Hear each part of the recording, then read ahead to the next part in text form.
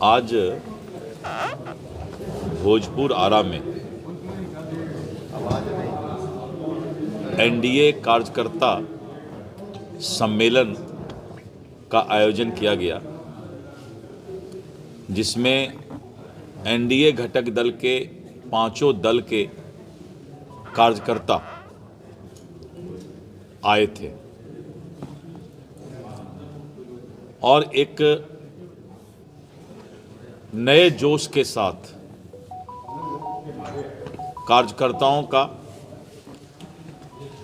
आपस में समन्वय हुआ और आने वाले समय में कार्यकर्ता चट्टानी एकता के साथ 2025 के विधानसभा चुनाव के लिए अपना शंखनाद और आगाज आज इस सम्मेलन के द्वारा किए।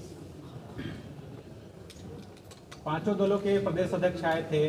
7 सीट भोजपुर की विधानसभा में। पिछली बार का आप लोग का ट्रैक रिकॉर्ड बढ़िया नहीं रहा था। किस तरीके की तैयारी आप लोग कर रहे हैं 2025 के लिए? देखिए, ऐसा है, जो शाहाबाद का इलाका है और इस क्षेत्र का जो समीकरण है, उस समीकरण में कुछ क्षेत्रीय दल ऐसे हैं जो यहाँ के गरीबों के बीच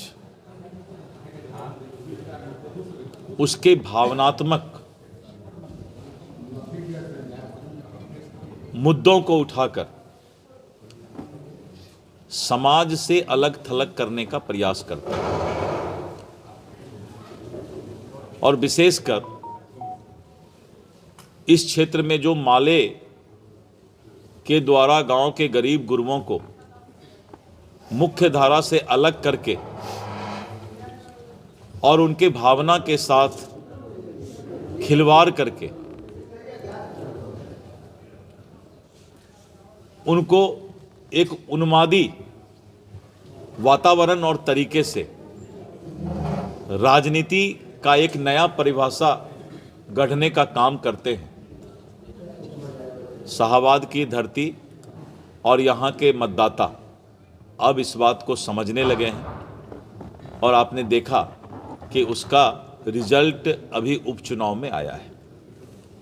हम लोग का प्रयास है कि एनडीए घटक दल समाज के सभी वर्ग के बीच जाए, उनका विश्वास जीतने का प्रयास करें और आने वाले समय में एक नया और अच्छा माहौल राजनीति का इस क्षेत्र में हो, ऐसा हम लोग उम्मीद करते हैं। सर, संदेश और शाहपुर दो ऐसी सीटें हैं जहां बीजेपी या एनडीए के द्वारा हर चुनाव में प्रयास किया जाता है, लेकिन अंदरूनी गुटबाजी की वजह से या किसी और वजह से वो सीट आप लोग रिटेन नहीं कर पाते हैं। इस बार स्ट्रेटजी कैसे अलग होगी आपकी? इस बार किसी तरह का कोई गुटबाजी एनडीए गठबंधन दल में नहीं होगा और कुछ लोग जिनको की टिकट नहीं मिलता है, जो कि प्रत्याशी बनते हैं, अपने व्यक्तिगत स्वार्थ के कारण किसी भी राजनीतिक दल में, चाहे पक्ष हो चाहे विपक्ष हो, माहौल बिगाड़ने का काम करते हैं। ऐसे लोगों पर शुरू से ही हम लोगों की पैनी नजर है कि टिकट के लिए कोई भी व्यक्ति दल से नहीं जुड़े, बल्कि दिल से विचारधारा के साथ जुड़े और इस पर शुरू से ही हमारा एक सार्थक प्रयास रहेगा और मुझे लगता है कि आपने अच्छा सवाल उठाया है, उसमें काफ़ी कमी आएगी। बिहार में एनडीए 225 सीट जीतने की बात करिए 2025 के चुनाव में। मीसा भारती ने तंज कसा है कि ईवीएम सेट करा रहे होंगे या ईवीएम सेट कर लिए होंगे। अब देखिए, ये सब बेतुकी बातें हैं। इस तरह की बातें तो कोई मैं जाहिल नहीं बोलूँगा, लेकिन इस तरह की बातें राजनीति में कोई महत्व नहीं रखता है कि अगर कोई राजनीतिक दल अपने लक्ष्य की ओर आगे बढ़ता है तो दूसरे दल को अपने दल में क्या प्रयास कर रहे हैं उस पर चर्चा करना चाहिए। नीतीश कुमार के बेटा निशान का भी राजनीति में आने का काफी चर्चा है। आपका भी बेटा आ जाए तो अच्छा है। क्या विरासत वाला नीतीश कुमार के विरासत वाला अभी तो कोई परिवारवाद नहीं आया है ना। आप लगता है कि हितैषी हैं इसलिए आपने चर्चा किया, लेकिन अभी तक तो ऐसा कोई परिवारवाद नहीं आया है ना। सर 25 से 30 फिर से नीतीश, चेहरा तो नीतीश कुमार का हो गया, लगभग बीजेपी ने मान लिया है। पहले उनका सवाल क्लियर हो गया ना। मेरी आदत है कि मैं सवाल को क्लियर करता हूँ कि जो चीज़ अभी पैदा ही नहीं हुआ उसको चर्चा करना कहीं न कहीं हमें भी दोष लिखता है, उस तरह की चर्चा करना। तो उस दोष से बचने की आवश्यकता है। जो बेचारा अभी तक ना राजनीति में आया है, ना राजनीति ज्वाइन किया है, और उसके बारे में चर्चा करके किसी के मन को आघात पहुंचाना अभी उचित नहीं है। 25 से 30 फिर से नीतीश, ये जेडीयू का कहना है। आप लोगों ने भी नीतीश कुमार को सीएम का फेस लगभग मान लिया है। तो क्या इस बार आप लोग बिहार सरकार की उपलब्धियों के साथ जाएंगे या फिर डबल इंजन सरकार की उपलब्धियों के साथ चुनावी मैदान में आएंगे? देखिए, कोई भी राज्य सरकार केंद्र सरकार के तालमेल से ही चलता है, चाहे वहां पर किसी की भी सरकार हो। इसीलिए ये बहुत अच्छी बात है कि यहाँ पर जो राज्य में शासन है वही केंद्र में भी शासन है। तो डबल इंजन की बात है। केंद्र सरकार और बिहार सरकार मिलकर बिहार के विकास को आगे कर रहा है, तो हम लोग केंद्र और बिहार सरकार के उस विकास के मुद्दे को लेकर के आगे जाएंगे। अध्यक्ष जी, आपने अभी 2025 के लक्ष्य को चुनौती मानते हुए लगातार कार्यकर्ता सम्मेलन भी कर रहे हैं। नेता प्रतिपक्ष जो है वो अपने चुनावी संवाद स्थापित कर कह रहे हैं कि माँ बहन योजना, मीटर जो स्मार्ट मीटर, उसमें ये देखिए, कई तरह के योजनाएं। राजनीतिक दल के नेता को, मैं कोई नेता प्रतिपक्ष के बारे में नहीं बोल रहा हूँ, राजनीतिक दल के नेता को बहुत बात कहते हैं ना, चुत्तर पर ताल बजाना, क्या बोलते हैं इसको, तो चुत्तर पर ताल बजाना बहुत आसान होता है। तो प्रतिपक्ष के नेता अभी ताल बजा रहे हैं, पहले सत्ता में आएंगे तब तो। और सत्ता में आने के लिए ये जो लोक लुभावनी बात कर रहे हैं, तो जब वो अभी शासन में 2 बार बीच में आए तो उस समय उनको वो योजना क्यों नहीं याद आया? उसी समय लागू कर देना चाहिए। अब जब आदमी सत्ता से हटता है तो बोलते हैं कि सत्ता की बेचैनी, बेचैन आत्मा। तो बेचैन आत्मा कुछ भी बोलता है, अभी उसका कोई मतलब नहीं, पब्लिक सब समझती है। तो वो लोग बेचैन आत्मा है, सोल, बेचैन सोल, आत्मा, आत्मा। एक सवाल आपके मंत्रालय से है कि भोजपुर जिले में एक सर्वे कराया, अभी एक बार पहले राजनीतिक पूरा कर लीजिए, करप्शन उसके पर बाद जीरो टॉलरेंस की नीति है। हम चाहते हैं कि थोड़ा इंटेलिजेंट क्वेश्चन और आए।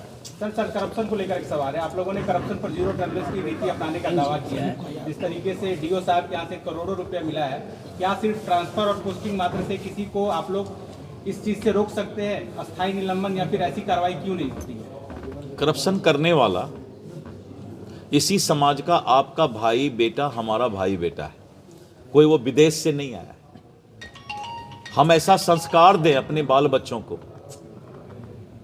हम ऐसा संस्कार दें अपने बाल बच्चों को कि वो बाल बच्चा आगे जाकर सरकारी नौकरी करके ऐसा करप्शन का काम नहीं करे। हम बहुत खुश होते हैं कि भाई लड़का से शादी करना है तो लड़का का अलग ही कमाई क्या है पूछते हैं, और जब ज़्यादा कमाई वाला लड़का होता है तो उससे फिर शादी का उपाय करते हैं। समाज की ये जो विकृत मानसिकता है, कहीं न कहीं हमारे आपके इसी विकृत मानसिकता के कारण समाज में इस तरह का भ्रष्टाचार आ रहा है। लेकिन नीतीश सरकार कानून की सरकार है, जीरो टॉलरेंस की सरकार है, और इसीलिए छापामारी हो रहा है। अगर जीरो टॉलरेंस नहीं होता तो छापामारी क्यों होता? और जब भी कोई इस तरह के भ्रष्टाचारी पकड़ाते हैं तो उनका अच्छे तरीके से कानूनन इंतजाम कर दिया जाता है। मैंने आज एक सम्मेलन में छोटा सा एक गाना मैंने गाया कि राम तेरी गंगा मैली हो गई, पापियों के पाप धोते धोते। ये जो हमारे 2005 के पहले पूर्ववर्ती सरकार है, अपने पाप के घड़ा को जिस तरह से भ्रष्टाचार, अपहरण, अपराध की दुकानदारी चलती थी कि यहाँ के संस्कार को, यहाँ के संस्कृति को उन लोगों ने नस्ल खराब करने का काम किया। अब उसको सुधारते सुधारते राम तेरी गंगा मैली हो गई। वो प्रयास हम कर रहे हैं, लेकिन मैंने कहा कि इसके जनक श्री लालू प्रसाद यादव जी और उनका पूरा तगमा जो है, वो जो पूरा उनका ये है, वही लोग का ये उपज है, जिस उपज को आज हम सुधारने में लगे हुए हैं। फादर ऑफ क्राइम वाले बयान पर आरजेडी के प्रवक्ता का बयान आया है कि भाजपा के लोग नफरत की राजनीति करते हैं क्राइम से। किसके प्रवक्ता? आरजेडी के प्रवक्ता शक्ति यादव का बयान आया है। अब आरजेडी के प्रवक्ता जो हैं ये नहीं बोलेंगे तो और क्या बोलेंगे?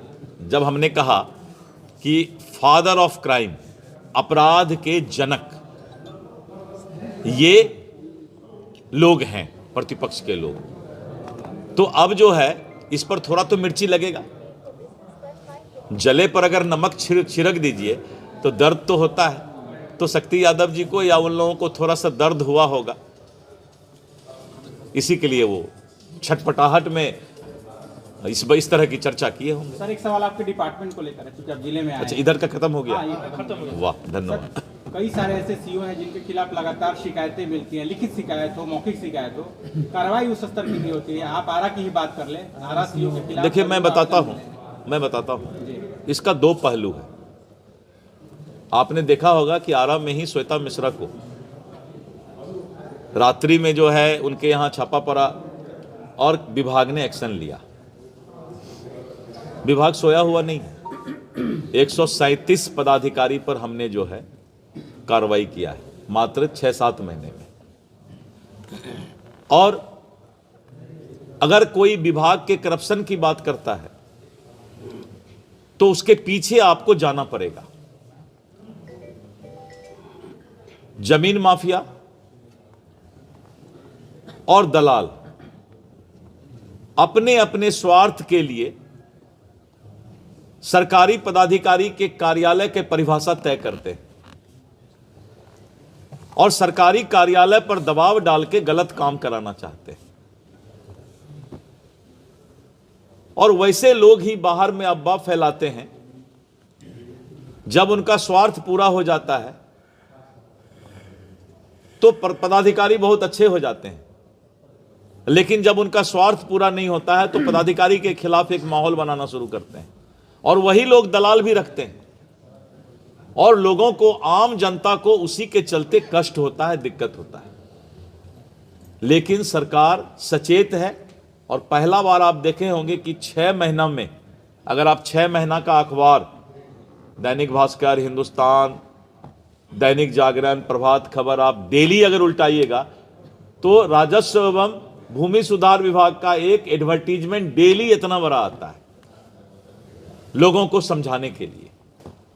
मैंने एक सबसे बड़ा काम किया है कि हर कागजात को, 14 करोड़ कागजात को मैंने डिजिटल कराने का काम कर दिया। कर्मचारी, दलाल और कर्मचारी दोनों मिल करके और जमीन माफिया मिल करके रजिस्टर 2 के पन्ने को फाड़ देते थे और रजिस्टर 2 के पन्ने को फाड़ कर खतियान गायब करके इस तरह का गलत धंधा अंचल कार्यालय में करवाते थे। अब मैंने सभी कागजात को डिजिटल कर लिया, ऑनलाइन कर लिया और उसको लॉक कर दिया। अब सीओ, एलआरडीसी, कोई कर्मचारी चाहे कि आपका कोई कागजात बदल देगा तो उनके अंदर ये ताकत नहीं होगा। ये लॉक, एक मिनट, मन को स्थिर रखना आवश्यक है। तो डिजिटल माध्यम जब किसी चीज का हो रहा है, इसमें कम से कम 2 से 3 साल का समय लगता है, क्योंकि ये 14 करोड़ का बिहार की आबादी का राज्य है और यहां पर करीब करीब 6 करोड़ रैयत हैं, क्योंकि एक आदमी के नाम से 2 जमीन भी है, 3 जमीन भी है। तो अगर 4 करोड़ परिवार हैं तो 6 करोड़ रैयत हैं। इसके कागजात को, 14 करोड़ कागजात को डिजिटल कराना, स्कैनिंग करा करके उसको लॉक करना। और आज आप देखते होंगे कि कोई भी काम अब जो है फिजिकल नहीं होता है, ऑनलाइन अप्लाई करना पड़ता है। जमीन का नापी भी करवाना है तो ई मापी होता है। और जब इस तरह का डिजिटल काम शुरू हुआ तो जो डाटा एंट्री ऑपरेटर थे, वो भी हमारा आपका ही भाई बेटा था, उसने गलत एंट्री कर दिया, खाता का नंबर गलत लिख दिया। जो रकबा था 2 एकड़ था तो 2 डिसमिल लिख दिया, जिसके चलते परिमार्जन प्लस पर हमारा लोड बढ़ गया है। लेकिन ये सब 1-2 साल का समस्या है, क्योंकि जब कोई इतनी बड़ी नई शुरुआत होने जा रही है तो उसमें यह समस्या आ रहा है, और जिसका गलत फायदा भी कुछ लोग उठाते हैं। क्योंकि सीओ के ऑफिस में नीचे में तो मैंने मंत्री के रूप में कहा था कि कुछ दलाल लोग फैले रहते हैं, इसलिए मैंने एक नया नियम बना दिया कि सीओ के ऊपर तब कार्रवाई होगा जब वहां का दलाल और कर्मचारी के ऊपर पहले कार्रवाई हो जाए। क्योंकि कर्मचारी जो है वो राजस्व विभाग के अंदर नहीं है, वो सामान्य प्रशासन विभाग के अंदर था, तो सीओ तो सस्पेंड हो जाता था, और कर्मचारी गलती करता था, वो आराम से 20 साल से एक जिला में पड़ा हुआ है। अभी सब पर मैं शुरू कर दिया हूं, क्योंकि मेरी बहुत पैनी नजर एक एक चीज पर है, और इसीलिए मैं रोज अवेयरनेस के लिए अखबार में सारा चीज निकालते रहता हूं। एफिडेविट का मामला था, हमने समाप्त कर दिया। सर्वे के कारण कि जल्दी सर्वे होगा तो लोग का अफरा तफरी ब्लॉक में मच गया था, अंचल में, हमने कहा कि कोई सर्वे का टाइम लिमिट नहीं होगा, तो उसका भी दुकानदारी बंद हो गया लोगों का कि भाई सर्वे तो अब जल्दीबाजी नहीं है, तो हम ब्लॉक में क्यों जाके जल्दीबाजी अपना काम कराएं। एक एक चीज पर मेरी पैनी नजर है। लेकिन भ्रष्टाचार का जो शुरुआत हमारे 2005 के पहले पूर्ववर्ती सरकार ने किया, वो बीज जब कोई बोता है तो धीरे धीरे वो पेड़ उग जाता है। अभी पेड़ उगा हुआ है, छटनी कर रहे हैं, धीरे धीरे समय लगेगा। चेहरे पर नीतीश कुमार है, नीतीश कुमार की सरकार चला रहे हैं, लेकिन तेजस्वी प्रसाद यादव ने कहा कि बिहार को तो डीके बोस चला रहे हैं। ये डीके बोस है कौन? देखिए, मैं बता रहा हूं आपको, जो विपक्ष, जो मैंने कहा ना कि ये बेचैन आत्मा है, कुछ से कुछ बोलते रहते हैं, क्योंकि इनकी राजनीतिक दुकानदारी अब बंद होने वाली है। तो जब राजनीतिक दुकानदारी बंद हो जाए, पहले इन्होंने बेरोजगार की बात की, जब नीतीश कुमार जी ने कहा कि नहीं 10 लाख नहीं हम 12 लाख रोजगार दे रहे हैं, तो बेरोजगारी की बात वो चुप कर दिए। तो इस तरह करके इनका मुद्दा जब कुछ नहीं है, तो अब यही सब छोटा छोटा खिसियाई बिल्ली खंभा नोचे, तो कुछ नोचते रहते हैं, वही सब होता है।